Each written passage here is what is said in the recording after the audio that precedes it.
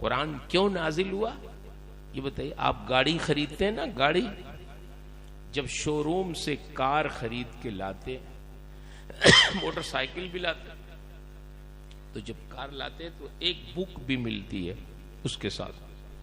کتاب دیتے ہیں ایجنسی والے، شو روم والے کتاب بھی دیتے ہیں. وہ کتاب ہوتی کیا ہے؟ کیا لکھا رہتا ہے اس کتاب میں؟ لکھا رہتا ہے یہ گاڑی جو آپ خرید کے لے جا رہے ہیں یہ ڈیزل انجن کی ہے، اس میں ڈیزل ڈالیے گا، پیٹرول مت ڈالیے گا ورنہ یہ ریزلٹ غلط دے گی، انجن سیز ہو جائے گا. اگر پیٹرول انجن کی ہے تو اس میں ہدایات لکھی رہتی ہیں، یہ پیٹرول انجن کی ہے، اس میں پیٹرول ڈالیے گا، ڈیزل مت ڈالیے گا، انجن سیز ہو جائے گا، ریزلٹ غلط دے گی، یہ چلے گی نہیں صحیح. اتنی رفتار سے اس کو چلائیے گا تو ایوریج صحیح رہے گا، گاڑی سیف رہے گی. ساری ہدایات اس میں رہتی ہیں.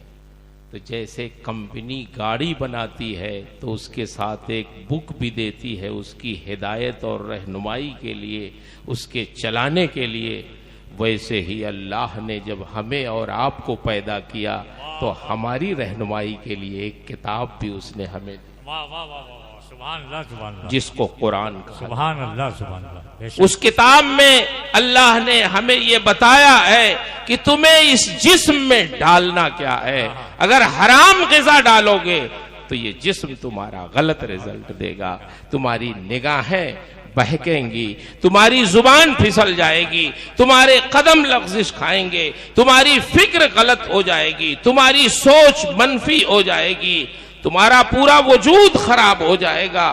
جیسے گاڑی میں اگر پیٹرول انجن کی ہے اس میں ڈیزل ڈال دیں گے تو وہ رزلٹ غلط دیتی ہے، وہ صحیح چلے گی نہیں. ویسے ہی ہمارے جسم میں اگر حرام غذا جائے گی تو یہ ہمارا جسم بھی صحیح کام نہیں کرے. بے شک. اسی لیے ہمارے جو بزرگان دین ہے نا، آپ عرس کی تقریب میں بیٹھے ہو تو سنو یہ سب کہ ہمارے بزرگان دین جو صاحب تصوف ہیں وہ اس بات پہ زور دیتے تھے صدق مقال عقل حلال. یہ تصوف کی روح ہے، یہ تصوف کی جان ہے کہ تمہیں کھانا کیا ہے، تمہیں بولنا کیا ہے. اگر تمہاری زبان سچی ہے اور تمہارا رزق حلال ہے تو تم جلدی تصوف کے منزل پہ فائز ہو جاؤ. سبحان اللہ سبحان اللہ سبحان اللہ. بڑے بڑے ہمارے بزرگان دین اکابر، اور جانتے ہیں بزرگوں کی ایک نظر کبھی کبھی پڑ جاتی ہے تو بڑا کام ہو جاتا. ہمارے بڑے بڑے اکابر بزرگ لوگ حلال پر اتنا توجہ دیتے. امام بخاری کے شیوخ میں امام بخاری جن سے حدیثیں لیتے تھے، جانتے ہیں کتنے تھے؟ کتنے استاذ ان کے تھے حدیث کے؟ میں بھی پوری تحقیق سے بالکل نہیں بتا سکتا، اتنے ہی تھے، کم زیادہ ہو سکتے ہیں، اللہ بہتر جانتا ہے. لیکن سمرقند گئے ایک بار تو لوگوں نے ان سے کہا، سمرقند کے جتنے محدثین تھے، علماء تھے، سب اکٹھا ہو گئے، امام بخاری کو گھیر لیا. جیسے آپ لوگ بیٹھے سب بیٹھ گئے. امام بخاری سے کہا، آپ اپنے اساتذہ سے جن سے براہ راست آپ نے پڑھا ہے ان سے ایک ایک حدیث ایک ایک استاد سے سنا دیجیے.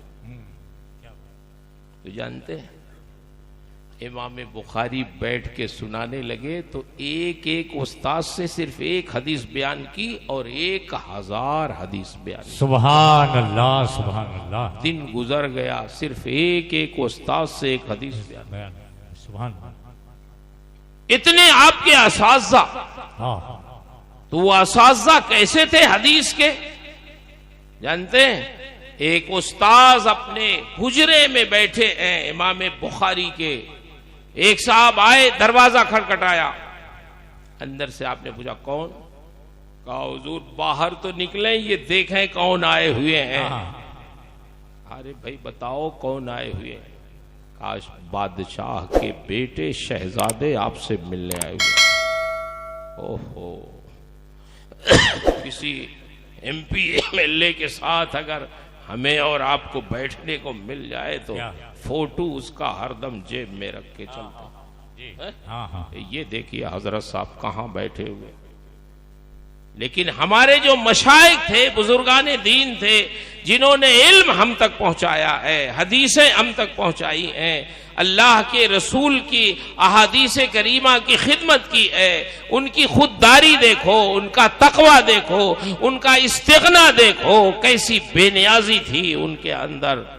انہوں نے کہا ارے کسی عالم کسی بزرگ کو لے کے آئے ہوتے تو میں نکلتا بھی باہر، مجھے بادشاہوں اور بادشاہوں کے بیٹوں سے کیا کام ہے. کہا حضور ارے باہر تو نکلے. خیر کسی طرح دروازہ کھولا اور جو ان کے مصاحب تھے انہوں نے کہا یہ ہیں بادشاہ زادے، ملیں آپ ان سے. آپ نے ارشاد فرمایا سنو، مجھے بادشاہوں اور بادشاہوں کے بیٹوں سے کیا ضرورت ہے.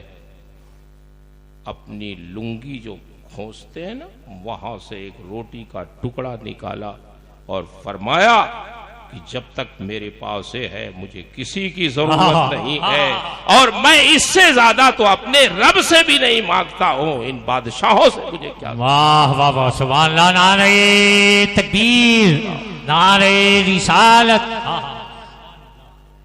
یہ ہمارے اکابر اور بزرگوں کی شان. سبحان اللہ سبحان اللہ.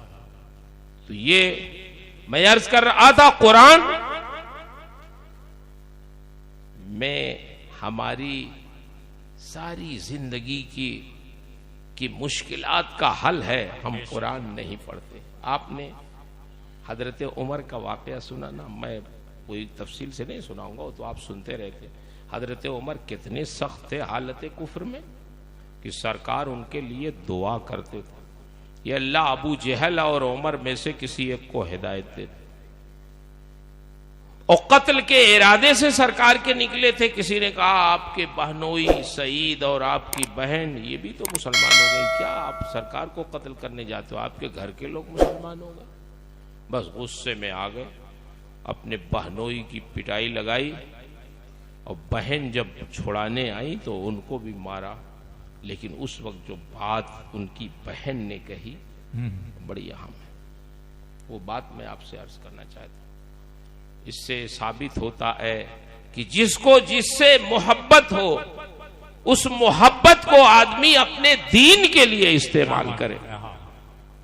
ہم اپنی دنیا کے لیے تو استعمال کرتے ہیں. کسی دوست سے محبت ہے تو اس سے کہیں گے ذرا ہمیں یونیورسٹی لے کے چھوڑ دو، ہمیں اعظم گڑھ چھوڑ دو، ہمیں اعظم گڑھ سے لے آؤ، ہمارا یہ کام کر دو، ہمارا وہ کام کر دو.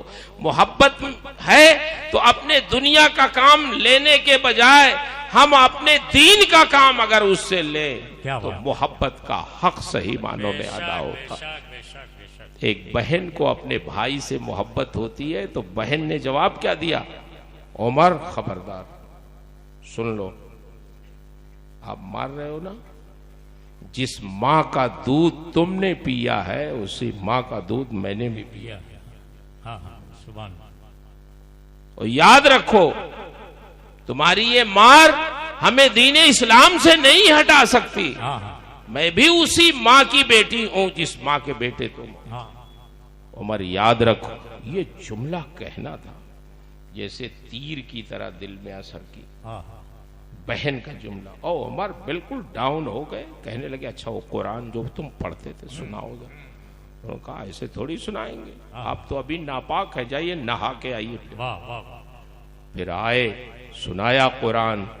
قرآن جب سنا ہے تو وہیں سے اٹھے اور سیدھے دار ارقم پہنچے اور جا کے نبی کے دامن سے وابستہ ہو کر پھر اسلام میں داخل. سبحان اللہ سبحان اللہ. حضرت عمر کو جو ہدایت ملی ہے وہ قرآن مقدس سننے سے ملی ہے. جس قرآن کو آپ سننا نہیں چاہتے، آپ پڑھنا نہیں چاہتے، آپ تلاوت نہیں کرتے، آپ کے اتنے مصروف ہو گئے ہیں کہ آپ کے پاس دنیا کے ہر کام کے لیے ٹائم ہے لیکن قرآن مقدس کی تلاوت کے لیے ٹائم.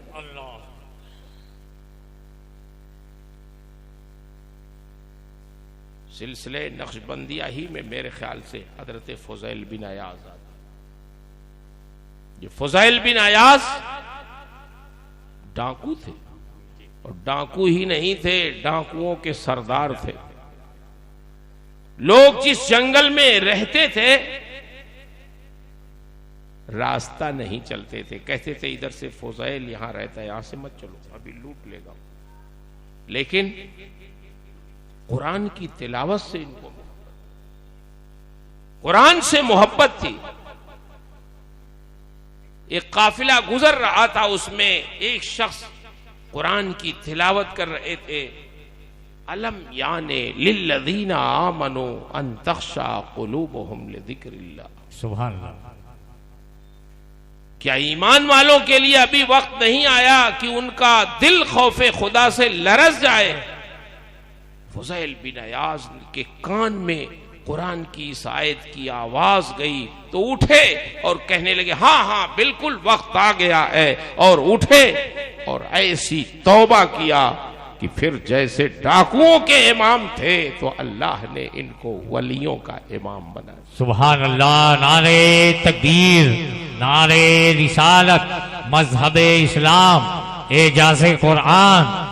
سبحان اللہ. یہ ہمارے امام اعظم ابو حنیفہ رضی اللہ تعالی عنہ جو خود صاحب کشف ہیں ان کے شاگردوں میں سے.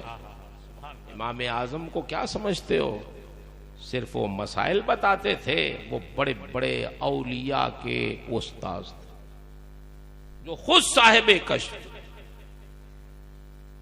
تو میں یہ عرض کر رہا تھا قرآن سے بھی دل نرم ہوتا ہے، اللہ کے ذکر سے دل نرم ہوتا ہے، دل کا تزکیہ ہوتا ہے.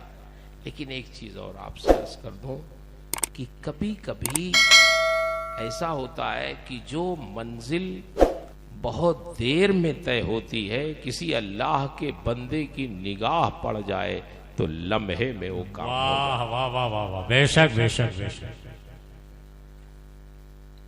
حضرت پیر جماعت علی محدث علی پوری سے کسی نے پوچھا کہ حضور شریعت اور طریقت میں کیا فرق ہے؟ کسی عام آدمی نے پوچھا، دیہاتی تھا، تو اس کو سمجھانے کے لیے انہوں نے ایک مثال دی. وہ مثال پورے طور پر تو نہیں، لیکن اس کو سمجھانے کے لیے انہوں نے ایک گنوار آدمی کو سمجھانا چاہا شریعت طریقہ. تو آپ نے اس سے کہا کہ میں اس کو یہاں کی زبان میں سمجھا دوں. کہ انہوں نے اس کو سمجھایا کہ مثلا ایک چیونٹی اگر یہاں سے اعظم گڑھ پیدل جائے تو کتنا دن لگے گا جانے میں اسے؟ بولیے. مہینوں سالوں لگ سکتا ہے؟ نہیں لگ سکتا؟ لگ سکتا. لیکن اگر کبوتر کے پر میں جا کے لگ جائے اور کبوتر اڑ کے اعظم گڑھ پہنچ جائے تو کتنی دیر میں وہ چیونٹی پہنچ جائے؟ گھنٹے، آدھے گھنٹے. تو انہوں نے کہا دیکھو پیدل جائے تو اس کو سمجھو شریعت ہے، اور اگر پر میں لگ جائے، کسی بزرگ کے ساتھ آدمی منسلک ہو جائے اور جلدی سے طے کر لے تو سمجھ جاؤ یہی طریقت ہے. یہ پیر جماعت علی صاحب نے سمجھا.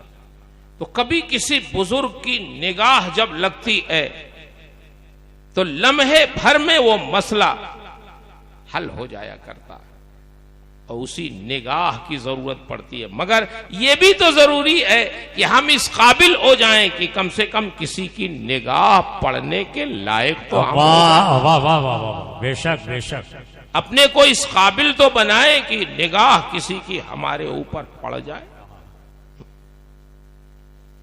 آپ غور کریں، کیوں کوئی شور کر رہا، کوئی آواز لگا رہا، کیا مسئلہ؟ بیٹھ جائیں آپ لوگ، جہاں جہاں جگہ ملے بیٹھ جائیں. ابھی تو تقریر ہونی ہے مولانا صاحب کی انشاءاللہ. شکیل صاحب بھی پھر آئیں گے، سنائیں گے، اور میں تو آپ کے گھر کا آدمی ہوں، میں تو سناتے رہتا ہوں. میں اس لیے بیٹھا ہوں تقریر کرنے تاکہ آپ بیٹھ جائیں، اکٹھا ہو جائیں، پھر جب مجمع اچھا ہو جائے پھر انشاءاللہ آپ سنیں گے. درود شریف پڑھیں. صلی اللہ علی النبی الامی وآلہ وبارک وسلم صلاۃ و سلاما علیک یا رسول اللہ صلی اللہ تعالی علیہ وسلم. میں عرض کر رہا تھا میرے بھائیوں، یہ ہمارے جو بزرگان دین ہیں، اہل اللہ ہیں، ان کی نگاہ پڑ جائے تو کام جو مشکل ہوتا ہے وہ بھی بڑی جلدی آسان ہو جائے. بے شک بے شک. اسی لیے بزرگوں سے عقیدت رکھی جاتی ہے، بزرگوں سے محبت رکھی جاتی ہے. ویسے تو ہمارے سرکار کی تعلیم یہ ہے کہ من لم یرحم صغیرنا ولم یوقر کبیرنا فلیس منا. جو بڑا چھوٹوں پہ رحم نہ کرے اور جو چھوٹا بڑوں کی عزت و توقیر نہ کرے وہ ہم میں سے نہیں ہے. اللہ، یعنی ہمارے طریقے پر نہیں ہے. مذہب اسلام کا طریقہ یہی ہے، نبی کی سنت یہی ہے، نبی کا طریقہ یہی ہے کہ جو بڑا ہے وہ چھوٹے کا خیال رکھے، رحم کرے اس پر، اور جو چھوٹا ہے وہ اپنے بڑوں کی عزت کرے، احترام کرے. جب ہر بڑے کے احترام کا یہ عالم ہے تو جو اہل اللہ ہیں، جو بزرگ ہیں، جو اللہ کے محبوبین ہیں، ان کے احترام سے آدمی کو کتنا فائدہ ہوگا، دینی اور دنیاوی اور ساری چیزیں انشاءاللہ اس کو ملیں گی. حضور غوث پاک رضی اللہ تعالی عنہ کے بارے میں آیا کہ آپ جب ٹھہرنا ہوتا تھا کہیں کسی کے وہاں تو کسی جو غریب مرید ہوتا اس کے وہاں ٹھہر. جی اچھا، ہم لوگ تلاشتے ہیں ایئر کنڈیشن کس کے گھر میں، وہاں ٹھہرے. آرام کہاں ملے گا، گاڑی کس کے پاس ہے وہاں ٹھہریں تاکہ وہ ہمیں ایئرپورٹ چھوڑ دے، بس اسٹیشن چھوڑ دے، ریلوے اسٹیشن چھوڑ دے. سیٹ صاحب کا مکان کا وہاں جا کے ہم حضرت صاحب آرام کریں گے اور کسی سے ملیں گے نہیں. سیٹ صاحب کے دروازے پہ بیٹھا دیں گے ایک آدمی کو جو ڈنڈا لے کے وہیں سے بھگائے گا سب کو. ابھی حضرت آرام کر رہے ہیں، آرام کر رہے ہیں، یہاں سے چلو تم بولے. جی ہاں. اور بہت سے، خیر چلیے موضوع نہیں مجھے عرض کرنا. تو حضور غوث پاک ایک آبادی میں آئے، قیام کرنا تھا. انہوں نے کہا اس آبادی میں جو سب سے غریب آدمی ہے اس کو دیکھو، مجھے وہیں قیام کرنا ہے. دیکھیے فائدہ بزرگوں کی نگاہ، دیکھیے کس طرح نوازنا چاہتے ہیں لوگوں. لوگوں نے کہا حضور ایک جھوپڑی ہے، بڑا غریب آدمی، آپ وہاں ٹھہر. بولے ہاں آج وہیں ٹھہر. گئے اس کا، وہ خوش ہو گیا، او حضور غوث پاک ہماری جھوپڑی میں آ گئے. سبحان اللہ، کیا شان. بڑا خوش ہوا. حضور غوث پاک ٹھہرے تو پوری آبادی کے لوگوں میں شور ہو گیا کہ شیخ عبد القادر جیلانی تو فلاں غریب شخص کے وہاں ٹھہرے. اب جتنے لوگ تھے سب ملنے اس کی جھوپڑی میں آ گئے. کوئی یہ نذرانہ، کوئی کھانے کی چیز، کوئی پہننے کا لباس، کوئی یہ تحفہ، کوئی وہ تحفہ لا کے اس کا گھر بھر دیا. حضرت جب جانے لگے فرمانے لگے یہ سارے تحفے، تحائف، نذرانے سب آپ کی خدمت میں نظر. اس کا کام ہوگا. سبحان اللہ. تو ہم لوگ تو نذرانہ وصولنے جاتے ہیں، اللہ، مگر اہل اللہ جو ہیں وہ اپنے غریب مریدین کو نوازنے کے. سبحان اللہ. نعرہ تکبیر، نعرہ رسالت، فیضان اولیاء کرام. واہ واہ. یہ شان ہمارے بزرگوں کی، ہمارے مشائخ کی. دوبارہ جب لوگ ادھر سے گزرے کچھ دنوں کے بعد تو دیکھا حضور غوث پاک کے قدموں کی برکت سے وہ شخص ایسا مالا مال ہوا کہ اب اس کی جھوپڑی اس شہر میں، اس آبادی میں سب سے اچھی ہو گئی. سبحان اللہ سبحان اللہ. تو ان کے قدموں کی برکتیں ظاہر ہوتی ہیں. بے شک.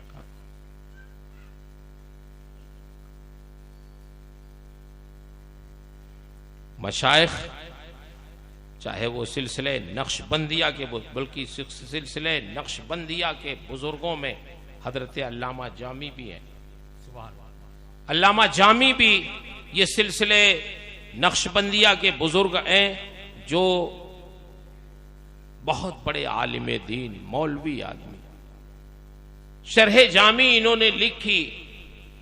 درس نظامیہ میں جو شرح جامی پڑھاتا تھا پہلے، اب تو داخل نہیں ہے ہمارے ہاں، تو وہ بہت بڑا عالم اور مدرس کہلاتا تھا. لوگ کہتے تھے پہلے کہ کوئی ایسا مدرس دیجئے جو شرح جامی پڑھا لے، جو ملا حسن پڑھا لے، وہ بہت بڑا عالم مانا جاتا تھا. یہ علامہ جامی نے لکھا تھا اس کو. اور علامہ جامی بہت بڑے عالم تھے. روزے رکھنے پہ آتے تو ایک ایک مہینہ مسلسل روزے رکھتے، زندہ باد، سبحان اللہ، نفلی روزے رکھتے چلے جاتے. ایک مرتبہ ایک مہینے کا روزہ رکھا، اور روزہ رکھ کر کے پھر گئے. شام کو بھوک لگی تھی بہت. ایک ہوٹل میں گئے. ہوٹل والے سے کہا بھائی مجھے کھانا کھلاؤ، پیسہ بتاؤ کتنا ہوتا ہے. اس نے کہا اتنے پیسے میں ہم کھانا کھلاتے. بولے پیسہ لو. پیسہ دے دیا. کہا اچھا بیٹھیے، کھانے کا انتظار کریے. بیٹھنے لگے. بیٹھ کے انتظار کرنے لگے علامہ جامی. اور جب انتظار کرنے لگے، ان کے بعد جتنے لوگ آئے سب کو ہوٹل کے مالک نے کھانا دے دیا اور ان کو نہیں دیا. جب یہ غصے سے اٹھے اور جا کے کہنے لگے یار پیسہ تو تم نے سب سے پہلے مجھ سے لے لیا اور کھانا اب تک نہیں دیا. میرے بعد جو لوگ آئے سب کو کھلا دیا تم نے. ایک مہینے سے میں مسلسل روزے میں ہوں، روزہ رکھتا ہوں، بھوک لگی تھی اور تم نے کھانے نہیں دیا. تو اس نے کہا مولوی صاحب ایک مہینے کا روزہ آپ نے رکھا تو کوئی میرے اوپر احسان کیا. اس روزے سے تو آپ کا نفس اور موٹا ہو گیا. ابھی سمجھ گئے کہ اوہو یہ تو کوئی عام آدمی نہیں ہے بھائی. یہ میں سمجھ رہا تھا یہ ہوٹل والے دنیا دار لوگ ہیں، یہ تو کوئی معنی رکھتا ہے اس میں کہ مجھے کھانا نہیں دیا ہے، میری اصلاح کرنا چاہتا. فرمانے لگا اچھا یہ بتاؤ بھائی اب میں ایک احسان اور کرو. یہ نفس جامی کا، عبد الرحمن جامی کا موٹا ہو گیا ہے تو دبلا کہاں ہوگا؟ یہ واہ واہ واہ، کہاں دبلا ہوگا؟ تو اس ہوٹل کے مالک نے کہا آپ کا حصہ یہاں نہیں ہے، سمرقند میں خواجہ عبید اللہ احرار کے وہاں آپ کا حصہ، وہاں جائیے. سبحان اللہ، سبحان اللہ. علامہ جامی نے اپنا بوریا بستر باندھا اور چلے. کہاں آئے؟ سمرقند. سمرقند کے حدود میں ابھی آپ پہنچے ہی تھے کہ خواجہ عبید اللہ احرار کو معلوم ہو گیا کہ علامہ جامی آ رہے ہیں. خادم کو بھیجا، کہا دیکھو مولوی صاحب ہیں، یہ مسئلہ بہت بتائیں گے، تو جب یہ آ جائیں تو سونے کے برتن میں ان کو لے کے کھانا لے کے جاؤ. یہ کھائیں گے نہیں، مولوی آدمی مسئلہ بتائیں گے، لیکن یہ کہہ دینا کہ آپ کو کھانا ہو کھائیے، نہیں تو جائیے یہاں سے. علامہ جامی جب آئے تو خادم لے کے آیا کھانا. ان کی نگاہ پڑی برتن پہ تو کہہ رہے ہیں استغفر اللہ، سونے کے برتن میں کھانا؟ میں نے کتنی تعریف سنی تھی خواجہ عبید اللہ احرار کی، سونے کے برتن میں کھانا تو ناجائز، میں تو نہیں کھا سکتا. تو خادم نے کہا ٹھیک ہے نہیں کھائیں گے تو جائیے.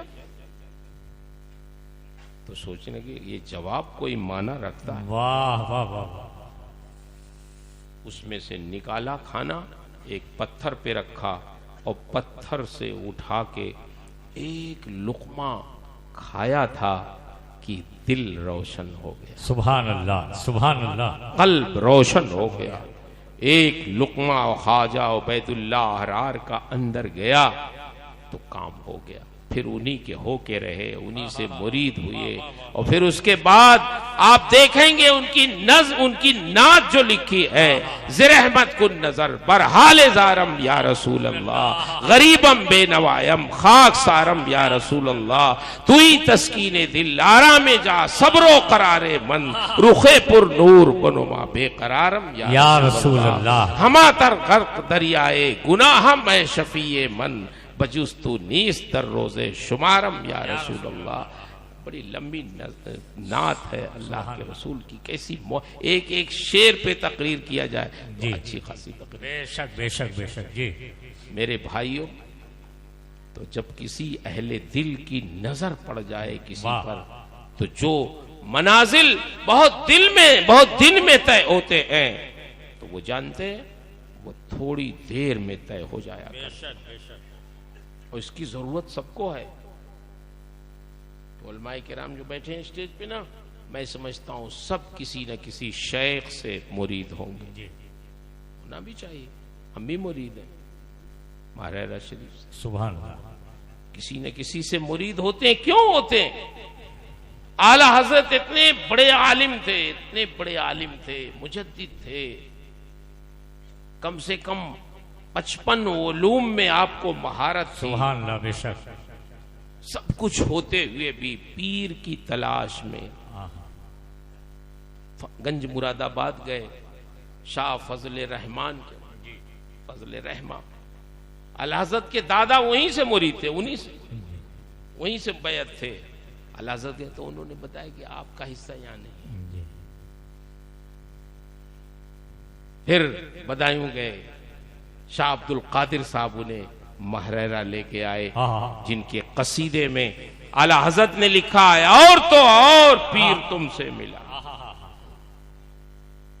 اور جب محررہ آئے شاہ آل رسول احمدی علیہ الرحمت و رضوان کی بارگاہ میں، تو جانتے ہیں پیر کی نگاہ پڑنی تھی. انہوں نے سمجھ لیا کہ یہ بالکل اپنا دل پاکیزہ کر کے لے کے سبحان اللہ.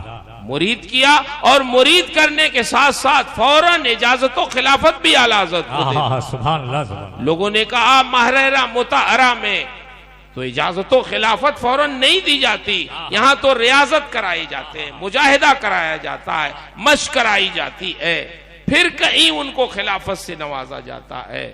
مگر مولانا احمد رضا صاحب کو آپ نے فوراً خلافت دے دی.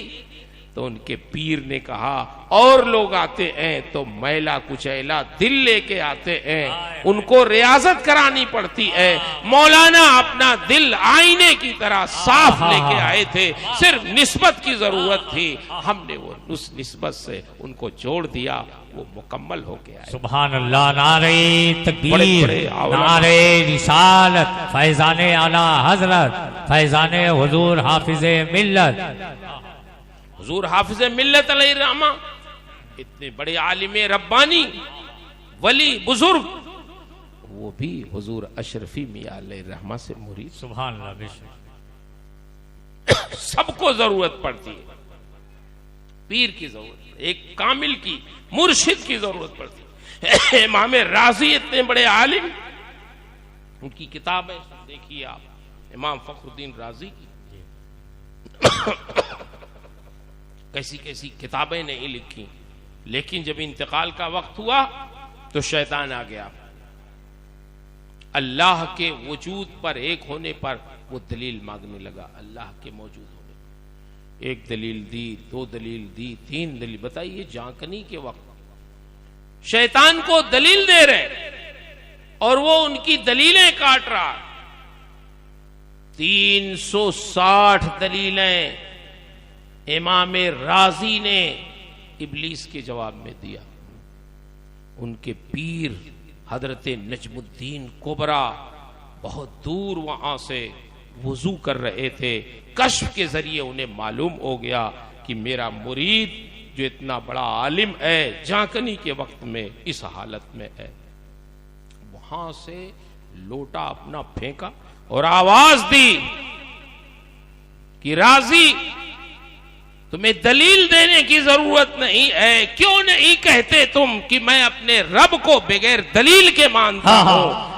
مجھے اپنے رب کو ماننے کے لیے کسی دلیل کی. بے شک بے شک. امام رازی نے یہ جواب دیا اور پھر ایمان پر ان کا خاتمہ ہوا. یہ حال ہے بزرگوں کا، اولیاء کرام کا، صاحب کشف بزرگوں کا. ان کی زبان سے گفتئے او گفتئے اللہ بود، گرچہ از حلقوم عبداللہ بود. مولانا روم جن کا مزار استنبول سے تقریباً 1 گھنٹے کی فلائٹ پر ہے، اور ان کا مزار اتنا شاندار ہے کہ وہاں کی حکومت لاکھوں روپے کماتی ہے ان کے مزار سے. حکومت ٹکٹ بانٹتی ہے جانے کے لیے دیکھنے، جی ٹکٹ لے کے ان کے مزار پہ جانا پڑا. یہ ان کی شان ہے. مولانا روم کی ایسی رونق ہے ان کے مزار پہ، سبحان اللہ. لوگ بتاتے ہیں بڑی رونق. مولانا روم آج ان کی مثنوی دنیا کے ہر مذہب کے لوگ پڑھتے ہیں، بلکہ انگریز گورے تو انگریزی میں اس کا ترجمہ پڑھتے، عاشق ہیں ان کے مثنوی کے. ہم لوگ ان کی مثنوی نہیں پڑھتے، دوسرے لوگ ان کی مثنوی پڑھتے. مولانا روم کچھ کتابوں میں کچھ لکھ رہے تھے. ایک صاحب آئے، انہوں نے کہا یہ کیا ہے مولانا صاحب؟ بولے تمہیں اس کے بارے میں کیا پتہ چلے گا، کیا ہے، تم کیا جانو؟ بس انہوں نے ان کی ساری کتابیں اٹھائیں اور تالاب میں پھینک دی. یہ بڑی ناراض ہوئی، یار تم نے تو میری ساری کمائی تالاب میں ڈال دی، ساری کتابیں جو میں نے لکھی تھی وہ تم نے تالاب میں ڈال دی، کیا کیا تم نے؟ تو انہوں نے کہا تمہیں کیا پتا یہ کیا ہے؟ انہوں نے بھی جواب دیا تمہیں کیا معلوم. کہا اب سنو. تالاب میں گئے، ایک ایک کتاب نکالا تالاب سے، بالکل سوکھی پانی کا نام و نشان نہیں. سبحان اللہ. ایک ایک کتاب نکال کے دیا. کہا مولانا روم دیکھو بھیگی ہے کہ سوکھی ہے؟ یہ دیکھ رہے ہیں کہ کتابیں تالاب سے نکال رہے ہیں اور سوکھی ہیں. پھر تو انہی کے ہو کے رہ گئے. یہ بزرگ کون تھے؟ یہ خواجہ شمس تبریز تھے، سبحان اللہ. جن کی مولانا روم ان سے قریب ہوئے، ان سے مرید ہوئے، اور پھر ان کی شان میں لکھا مولوی ہرگز نہ شد مولائے روم تا غلام شمس تبریزی.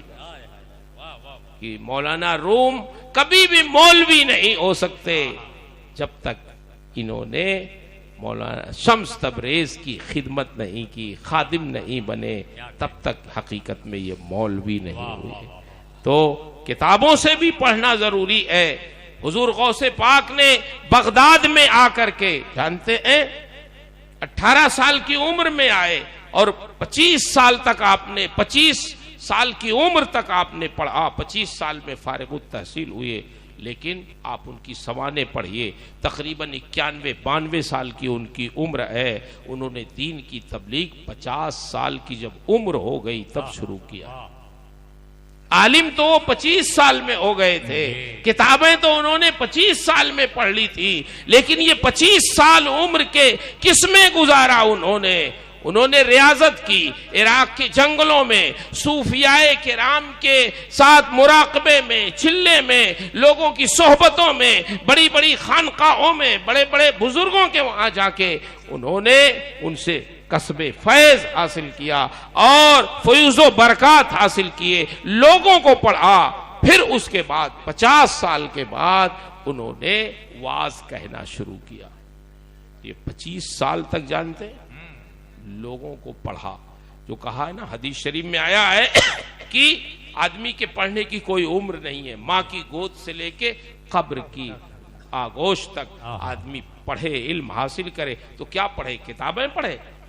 نہیں، کچھ دن تو کتابیں پڑھے، پھر زمانے کو پڑھے، لوگوں کو پڑھے، لوگوں کے دل کو پڑھے، ان کے چہرے کو پڑھے، حالات کو پڑھے، پھر وہ بیٹھے کام کرنے کے لیے. تو جب اس کے سامنے زمانے کے حالات ہوں گے تو انشاءاللہ اس کا فیصلہ صحیح ہوگا اور دین کا کام وہ صحیح. بے شک بے شک بے شک. سبحان اللہ. تو ہمارے جو بزرگان دین تھے، اہل اللہ تھے، ان کی یہی شان ہے. بڑی محنت کیا ہے لوگوں نے دین کے لیے. آج تو ہم لوگ سوچتے ہیں ایک عرس کر دیں اور اس کے بعد پھر سوئے رہیں صبح ٹھاٹ سے، نہ فجر نہ عشاء نہ ظہر، سارا فیض ہمیں حاصل ہو جائے. ایسے تھوڑی ہو جائے. نہیں، آپ کسی بھی بزرگ کا عرس کریں تو یہ دیکھیں کہ ان بزرگوں کا حال کیا تھا، ان کی ریاضت کیا تھی، ان کا تقوی کیا تھا، ان کی پرہیزگاری کیا تھی. میں تو یہ کہتا ہوں جس بھی بزرگ کا عرس کریں آپ، ان کی کم سے کم ایک ادا بھی آپ اپنا لیں تو انشاءاللہ آپ کے دل کی دنیا بدل جائے. بے شک بے شک بے شک. 2 چیزوں پر، صدق مقال، عقل حلال. 2 چیزوں پر اگر ہم توجہ دے دیں تو انشاءاللہ ہم لوگ خود کامیاب ہو جائیں گے. بے شک بے اس شک. کا خیال رکھیے, کھانے پینے میں خیال رکھیے کہ ہم کھا کیا رہے ہیں, پی کیا رہے ہیں. حضور حافظ ملت علیہ السلام بمبئی جاتے تھے تو ہمارے ضلع کے ایک تھے حاجی شمس الحق صاحب علیمی, مصطفیٰ بازار بمبئی میں وہ رہتے تھے. تو حضرت خط لکھتے تھے ان کو کہ میں فلاں تاریخ کو آ رہا ہوں فلاں ٹرین سے. تو وہ اسٹیشن آتے تھے اور حضرت کو لے کے جاتے تھے. وہ کوئی بہت بڑے سیٹ نہیں تھے, ایک کمرہ تھا بمبئی میں, اس کو کھولی کہتے ہیں, کھولی ایک کمرہ تھا بس. تو وہ جب حضرت جاتے تھے تو اپنا کمرہ وہ خالی کر دیتے تھے اور حضور حافظ ملت اس میں رہتے تھے. تو اکرم بھائی, کبھی کبھی ہمارے بڑے بڑے سیٹھ لوگوں کو یہ خواہش ہوتی ہے کہ ہمارے یہاں کوئی بڑا عالم ٹھہرے تاکہ لوگ سمجھیں کہ وہ فلاں سیٹھ کے وہاں رہتے ہیں. کبھی کبھی سیٹھ لوگ بھی مشہور ہو جاتے ہیں کہ ان کے وہاں فلاں, اب وہ اپنی تجوری میں ایسا بند کر لیتے ہیں کہ کسی سے ملنے نہیں. ایک بار میں گیا وہاں مدھیہ پردیش میں, کون سی جگہ, مندسور گیا. ایک بزرگ تھے, اب ان کا انتقال ہو گیا, نام نہیں لیں گے. بزرگ بہت نیک تھے, اس میں کوئی شبہ نہیں. وہ سوئے ہوئے تھے, انہی کے کمرے میں اتفاق سے میں نے اپنا جھولا جھپڑ رکھا تھا. میں بھی تقریر کرنے گیا تھا وہاں, تو اس میں دوا تھی میری اور مجھے کچھ بخار تھا. اب جیسے ہی میں دروازے پہ پہنچا کہ لاؤ وہاں سے دوا نکال کے کھا لوں, ایک صاحب بیٹھے تھے, انہوں نے کہا ہاں ہرگز نہیں. میں نے کہا ارے بھائی مجھے دوا کھانی. نہ حضرت آرام فرما. میں نے کہا آپ ہی جا کے آہستہ سے میری دوا, میرا جھولا لے آؤ, مجھے دوا کھانا ہے, ٹائم ہو گیا. لیکن وہ صاحب ایسے سخت دل کہ وہ بالکل ایک دم بزد, اور پھر میرا بھی دماغ خراب ہوا. اور میں نے جو سنانا تھا, میں چل یہاں سے ہٹ, کہاں سے آ گیا چل. وہ بزرگ کو سب سے زیادہ پہچانتا ہے, بزرگوں کے آداب ہم نے تم لوگوں کو بتایا, تو تم ہم کو سکھا رہے. چل یہاں سے. اب وہ میں گیا, اپنی دوا ہوا نہیں ہو. تو مولانا صاحب آئے, بولے ارے حضرت کس کو آپ نے ڈانٹ دیا, تو بہت بڑا امیر آدمی. ہم کہا باپ جانے امیر غریب, ہم نے تو اپنا کام جو کرنا تھا. واہ واہ واہ, زندہ باد, زندہ باد. تو بمبئی کے جو بڑے بڑے امیر لوگ, سیٹھ لوگ تھے, جن کے یہاں بہت سے لوگ ٹھہرتے تھے, کوئی عیب کی بات نہیں ہے. ان کو معلوم ہوا حضور حافظ ملت شمس الحق صاحب کے وہاں ٹھہرتے ہیں, یہ تو کوئی خاص آدمی نہیں, ان کی آنکھ کھولی ہے اسی میں ٹھہر جاتے ہیں. تو وہ لوگ شمس الحق صاحب سے آ کے ملے کہ بھائی ہماری خواہش ہے کہ حضرت ہمارے یہاں ٹھہرے. تو انہوں نے کہا بھائی دیکھیے حضرت ہم کو خط لکھتے ہیں کہ میں آپ کے وہاں آ رہا ہوں, تو میں کیسے کہہ سکتا ہوں کہ آپ کے وہاں جائیں. ہاں حضرت خود اگر جائیں آپ کے وہاں تو میں روک تو نہیں سکتا, لیکن وہ مجھے خط لکھتے ہیں تو میرا کام ہے کہ اسٹیشن سے ان کو لانا, اپنے وہاں ٹھہرانا, میں اس کو اپنی سعادت سمجھتا ہوں. بے شک بے شک, جی جی, واہ واہ. تو ان لوگوں نے کہا اچھا کب آئیں گے حضرت؟ بولے فلاں تاریخ کو آنے والے ہیں فلاں ٹرین سے. تو ان لوگوں نے سب معلوم کر لیا اور وہ اسٹیشن ڈائریکٹ پہنچ گئے. یہ بھی پہنچے لینے, حافظ ملت اترے تو وہ لوگ بھی آ گئے. حضرت نے دیکھا, فرمایا آپ حضرات. تو شمس الحق صاحب نے کہا حضور یہ آپ کو اپنے یہاں لے جانا چاہتے ہیں, ان کی خواہش کیا ہے بھائی بتاؤ ذرا, حضرت سے تم ملو. انہوں نے کہا حضور ہماری خواہش ہے کہ آپ ہمارے یہاں ٹھہریں. تو حافظ ملت نے بغیر کسی تعامل کے نہیں بالکل نہیں, میں شمس الحق صاحب آپ کے وہاں ٹھہرنا, مجھے کسی کے وہاں نہیں ٹھہرنا, مجھے آپ کے وہاں ٹھہرنا. آپ کو اپنے وہاں ٹھہرانا ہے کہ نہیں بتائیے, نہ ٹھہرانا تو بتائیے, پھر میں کوئی دوسرا دروازہ دیکھتا. انہوں نے کہا حضور میں تو لینے ہی آیا ہوں, اسی لیے یہ لوگ مجھے تنگ کر رہے تھے. میں نے کہا بھائی تم لوگ خود حضرت سے بات کر لو. تو انہوں نے کہا نہ بالکل نہیں, میں اور کہیں نہیں ٹھہروں گا, میں صرف آپ کے وہاں ٹھہروں گا. انہوں نے کہا حضور ان کے وہاں کوئی خاص اہتمام نہیں ہے, ایک ہی کمرہ ہے, اس میں آپ کو دقت. ارے بولے کمرہ عمرہ چھوڑو, مجھے سب سے زیادہ سکون وہی ملی. سبحان اللہ. انہوں نے کہا اچھا حضور کیا اتنا کریں گے کہ ہماری گاڑی پہ بیٹھ کے وہاں تک چلے جائیں, ان کے گھر تک؟ بولے ہاں یہ کر سکتا ہوں. انہوں نے لا کے چھوڑ دیا. شمس الحق صاحب کا بیان ہے, وہ سنیے جو حافظ ملت نے کیوں فرمایا. شمس الحق صاحب فرماتے ہیں جب رات ہو گئی تو حضرت نے مجھے بلایا، فرمایا شمس الحق صاحب سنیے آپ کے وہاں میں کیوں ٹھہرتا ہوں اور کہیں نہیں ٹھہرنا چاہتا، اس لیے ٹھہرتا ہوں کہ آپ کا کاروبار حلال ہے، میں کسی ایسی جگہ نہیں ٹھہرنا چاہتا جہاں مجھے معلوم۔ ہاں ہاں ہاں، نعرہ تکبیر، نعرہ رسالت، فیضان حضور حافظ ملت۔ آج مبارک پور کے گلیوں میں جو رونق ہے، حافظ ملت کی جو محبت ہے، ان کی عظمت ہے، ان کے کارنامے ہیں، معمولی نہیں ہے۔ صرف اس لیے کہ وہ ایک مولوی نہیں تھے، وہ خدا ترس اللہ والے بزرگ تھے۔ اپنے ٹھہرنے میں، اپنے بولنے میں، اپنی گفتگو میں، اپنی چال ڈھال میں، ہر چیز میں وہ اللہ سے خوف رکھتے تھے۔ تو ان کی زبان میں تاثیر، ان کے کاموں میں تاثیر، ان کے ہر ادا میں تاثیر، قرآن و سنت کے مطابق انہوں نے زندگی گزاری۔ تو ان کا احسان اتنا ہے ہم تمام لوگوں پر کہ مبارک پور کے لوگوں، آپ کہیں بھی دنیا میں چلے جاؤ، جو اشرفیہ کو جانتا ہوگا، اگر آپ کہہ دو گے کہ میں مبارک پور سے آیا ہوں تو اس کے دیکھنے کا انداز بدل جائے گا، اس کی نگاہ بدل جائے گی، اس کے دل میں محبت اور احترام کا جذبہ ہوگا۔ یہ سب ہمارے ان بزرگوں کے قدموں کی برکت۔ بے شک بے شک، سبحان اللہ۔ تو اس لیے ہمیں بے ادب نہیں بننا ہے، ہمیں با ادب رہنا ہے۔ مبارک پور کا کوئی مسلمان بے ادب ہو جائے، ہرگز نہیں، ادب ہی سے تو ساری چیزیں ملتی ہیں۔ ادب و احترام رکھیے، کسی بھی سلسلے کا بزرگ ہو اس کا احترام کیجئے۔ ٹھیک ہے آپ اپنے پیر سے عقیدت غائب درجہ رکھیے، مگر کسی کے پیر کی توہین مت کیجئے، کسی کے پیر کو چھیڑیے نہیں۔ جتنی محبت ہونی چاہیے آپ ان سے بھی رکھیے، لیکن اپنے پیر سے سب سے زیادہ بہت بہت سبحان اللہ، ان سے محبت رکھیے، ان سے عقیدت رکھیے، اور دیکھیے کہ ہمارے پیر کرتے کیا ہیں، پابندی کیسی شریعت کی کرتے ہیں، اٹھنے بیٹھنے میں کیا انداز ہے، سونے جاگنے میں کیا انداز ہے، وہی سب چیزیں اپنائیے۔ اس لیے مرید ہویا جاتا ہے۔ مرید صرف اس لیے نہیں ہویا جاتا کہ پیر صاحب پھونک دیں گے تو ہم غریب ہیں تو امیر بن جائیں گے، نہیں، اس کام کے لیے نہیں۔ قرآن کہتا ہے وَاصْبِرْ نَفْسَكَ مَعَ الَّذِينَ يَدْعُونَ رَبَّهُمْ بِالْغَدَاةِ وَالْعَشِيِّ يُرِيدُونَ وَجْهَهُ وَلَا تَعْدُ عَيْنَاكَ عَنْهُمْ۔ تم ان کی صحبتوں میں اپنے آپ کو ڈال دو جو اپنے رب کو صبح و شام یاد کرتے ہیں اور وہ رضائے الہی کے لیے یاد کرتے ہیں۔ تم تو دنیا کی زندگی کی زینت تلاش کرتے ہو، یعنی کسی کے پاس اٹھو بیٹھو، کسی کے پاس کسی کی صحبت میں رہو اللہ والے کے، تو دنیا کی زینت کے چکر میں نہ رہو، اس نیت سے اٹھو بیٹھو کہ ان کے ذریعے سے ہماری آخرت بہتر۔ اللہ کے رسول ارشاد فرماتے ہیں اغدو عالما او متعلما او مستمعا او محبا ولا تکن الخامسا فتح الیک۔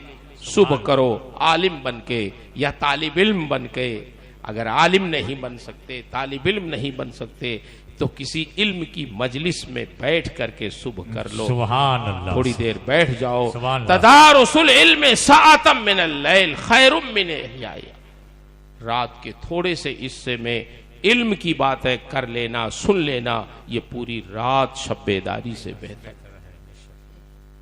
سرکار ارشاد فرماتے ہیں کہ علم کی مجلس میں بیٹھو، اگر یہ بھی نہیں کر سکتے، اتنا موقع نہیں ہے تو او محبہ، تم اللہ والوں سے محبت کرنے سبحان اللہ، سبحان اللہ، ان سے عقیدت رکھو، ان سے محبت رکھو۔ ولا تکن الخامسہ، اور تم پانچویں مت بننا، انہی چاروں میں رہنا، عالم بنو، طالب علم بنو، ہر آدمی عالم طالب علم نہیں ہو سکتا، اور مستمع، علم کی باتیں سننے والے بن جاؤ، یہ بھی نہیں بن سکتے تو اہل علم سے محبت کرنے والے بن جاؤ، پانچویں مت بننا۔ سرکار فرماتے ورنہ ہلاک ہو جاؤ۔ تو ہمیں اپنی زبان بھی قابو میں رکھنی ہے، اپنا دل بھی قابو میں رکھنا ہے، سمجھ رہے، اور ادب و احترام ہر بزرگ کا کرنا ہے، ہر بڑے کا کرنا ہے۔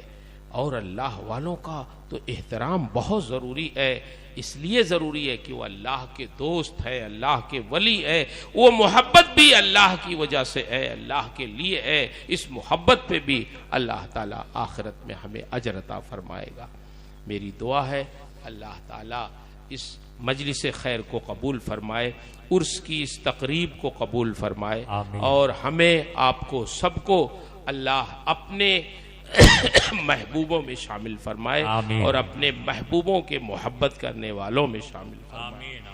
آج کی یہ مجلس جن ہمارے بھائیوں نے منعقد کی ہے، بڑی محنت کی ہے، انہوں نے بڑی دعوتیں جا کے دی ہیں اور بڑی گزارشات بھی کی ہے۔ مجھ سے گئے مدرسے میں کہ مولانا صاحب تقریر کرنی ہے، میں نے کہا دیکھو آپ لوگ بھائی جلسہ ایک ہی رات میں دو جلسہ ایک ہی بزرگ کا کرتے اور ایسا نہ کرو لیکن خیر کچھ چیزیں ہونی ہوتی، آئندہ اس کا خیال رکھیے گا کہ ایک ہی رات میں 2 جلسے نہ ہونے پائے، آگے پیچھے کر لیا کرو تھوڑا، تاکہ ہر جگہ لوگ فیض اٹھا سکیں۔ بے شک بے شک جی۔